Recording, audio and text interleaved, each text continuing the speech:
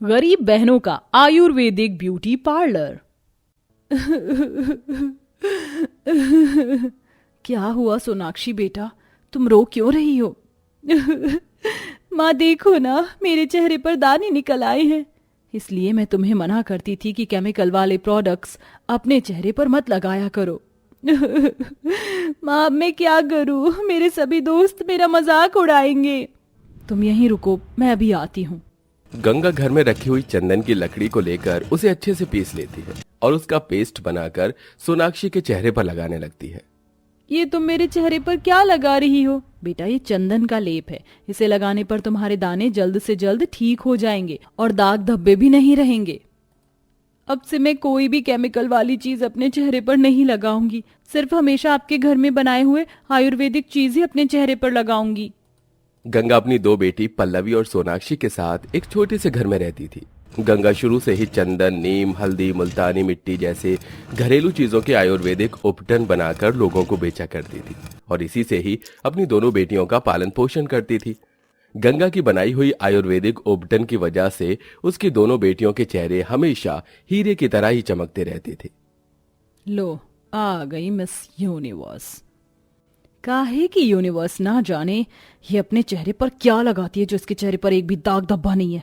हमें देख लो, हम इतने महंगे महंगे प्रोडक्ट यूज करते हैं और उसके बाद भी हमारे चेहरे पर दाने निकल आते हैं। अरे ये सब छोड़ो, वो देखो कैसे तुम्हारा क्रश राघव पल्लवी के पीछे पीछे घूम रहा है। पल्लवी की खूबसूरती की वजह से कॉलेज का सबसे हैंडसम और रिच लड़का राघव हमेशा पल्लवी के पीछे पीछे घूमता रहता था। राघव पल्लवी से बेहद प्यार करता था, लेकिन पल्लवी ने आज तक कभी राघव को हाँ नहीं कहा था। आखिरकार मुझ में खराबी क्या है? हैंडसम और अमीर हूं, फिर भी तुम क्यों मेरे प्यार को एक्सेप्ट नहीं कर रही हो? राघव, मैं जानती हूँ कि तुम मुझसे प्यार करते हो, लेकिन मुझ पर मेरी माँ और छोटी बहन की जिम्मेदारी है। मेरी माँ ने बचपन से बहुत मेहनत करके हम दोनों बहनों को पाला, इसलिए मैं पढ़ाई करके जिंदगी में कुछ करना चाहती हूँ ताकि अब मैं उनका अच्छे से ख्याल रख सकूं। ठीक है, लेकिन हम तब तक दोस्त बनकर तो रह ही सकते हैं ना? राघव की बात सुनकर पल्लवी उससे दोस्ती कर लेती है। गंगा बहन जी, आपने जो मुझे हल्दी बेसन का उबटन दिया था ना, उससे तो मेरी बेटी के चेहरे का सारा कालापन चला गया। मैं तो कह रही हूँ कि आप अपना एक आयुर्वेदिक ब्यूटी पार्लर खोल लो। देखना आपका आयुर्वेदिक ब्यूटी पार्लर इन सभी दूसरे केमिकल वाले ब्यूटी पार्लर को कैसे पीछे छोड़ देगा। सोचा तो मैंने भी यही था, लेकिन इसके लिए काफी पैसे लगेंगे और इतने पैसे हमारे पास कहाँ हैं। अभी आगे देखते हैं, अगर भगवान ने चाहा तो हम जरूर अपना आयुर्वेदिक ब्यूटी पार्लर खोलेंगे। ऐसे ही कुछ दिन गुजर जाते हैं। एक दिन गंगा रोज की तरह अपने आयुर्वेदिक प्रोडक्ट्स बना रही होती है कि तभी अचानक उसके सीने में दर्द होता है और वो बेहोश हो जाती है, जिसे देख पल्लवी और सोनाक्षी अपनी माँ को अस्पताल लेकर जाते हैं। आपकी माँ की हालत बहुत ज्यादा खराब है, आप जाकर ये सारी दवाइयाँ ले आइए। डॉक्टर साहब आप कुछ भी करिए, लेकिन हमारी माँ को बचा लीजिए। हमारी माँ के अलावा हमारा दुनिया में कोई नहीं है। सालों से जो भी मेहनत करके गंगा ने अपनी दोनों बेटियों के लिए थोड़े बहुत पैसे जोड़े थे, वो सारे पैसे पल्लवी सोनाक्षी अपनी माँ के इलाज में लगा देती हैं, लेकिन इसका कोई फायदा नहीं होता और गंगा की मौत हो जाती है। पहले बाबा हमें छोड़कर चले गए और अब माँ। दीदी, भगवान हमें भी अपने पास क्यों नहीं बुला लेते? सोनाक्षी ऐसा मत बोलो, मैं हूं ना। जब तक तुम्हारी बड़ी बहन तुम्हारे साथ है तुम्हें कुछ नहीं होगा। गंगा के गुजर जाने के बाद अब घर की हालत धीरे धीरे खराब होने लगी थी और एक समय ऐसा आ जाता है कि घर में खाने के लिए एक अन्न का दाना भी नहीं होता, जिसके चलते पल्लवी अब अपनी कॉलेज की पढ़ाई छोड़कर लोगों के घरों में नौकरानी का काम शुरू कर देती है। तो तुम हो हमारे घर की नई नौकरानी। क्या फायदा हुआ इतनी खूबसूरती का जब तुम्हें किसी के घर में झाड़ू पोछा ही लगाना था? और करो घमंड। मुझे कभी अपनी खूबसूरती पर घमंड नहीं था, घमंड तो तुम्हें अपनी खूबसूरती पर है। मेरी तो मजबूरी है कि मुझे अपनी बहन का पेट पालने के लिए काम करना पड़ रहा है। लेकिन सोनिया, तुम तो अपनी सोच से भी गई गुजरी निकली। पल्लवी की बात सुन सोनिया का मुंह बन जाता है और वो वहां से चली जाती है और ऐसे ही कुछ दिन और गुजर जाते हैं। सोनाक्षी, तुम माँ के सामानों के साथ क्या कर रही हो? दीदी, माँ यहीं बैठकर हमारे लिए आयुर्वेदिक के तरह तरह के उबटन बनाती थी ना। अगर आज माँ जिंदा होती तो आज भी यहीं बैठकर हमारे लिए कोई ना कोई उबटन बना रही होती। सोनाक्षी की बात सुन पल्लवी की आंखों में आंसू आ जाते हैं कि तभी वहां उनकी पड़ोसन दुर्गा और बबीता आती हैं। सोनाक्षी बेटा, ये समय रोने का नहीं, कुछ करने का है। तुम दोनों तो जानती हो कि तुम्हारी माँ कितने अच्छे और किस तरह से ये आयुर्वेदिक उबटन बनाती थी, तो तुम अपना एक आयुर्वेदिक ब्यूटी पार्लर क्यों नहीं खोल लेती? लेकिन ये सब कैसे करें हम, और इसके लिए तो हमें बहुत पैसों की जरूरत भी होगी, और हमारे पास कहाँ है इतने पैसे। पल्लवी इतना बोलती ही है कि तभी वहां राघव आता है। राघव, तुम यहाँ? हाँ, मेरा प्यार मुझे यहाँ आने से रोक न सका। तुम्हें पैसों की जरूरत है ना, मैं तुम्हारी मदद करूंगा। तुम अपना आयुर्वेदिक ब्यूटी पार्लर जरूर खोलना। मैं तुमसे पैसे नहीं ले सकती, मुझे ये गवारा नहीं। ठीक है, तो तुम इसे उधार समझ कर ले लो, और जब तुम्हारा आयुर्वेदिक ब्यूटी पार्लर अच्छा चले तो मुझे सारे पैसे लौटा देना।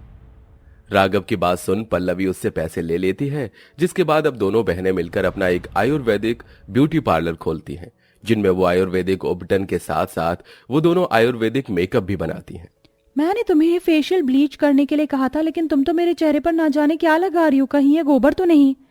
मैम, ये नीम का बना हुआ फेस पैक है, जब आप इसे अपने चेहरे पर लगाएंगे तो ब्लीच और फेशियल से भी अच्छा ग्लो आपके चेहरे पर आएगा। एक बार आप लगाकर तो देखिए।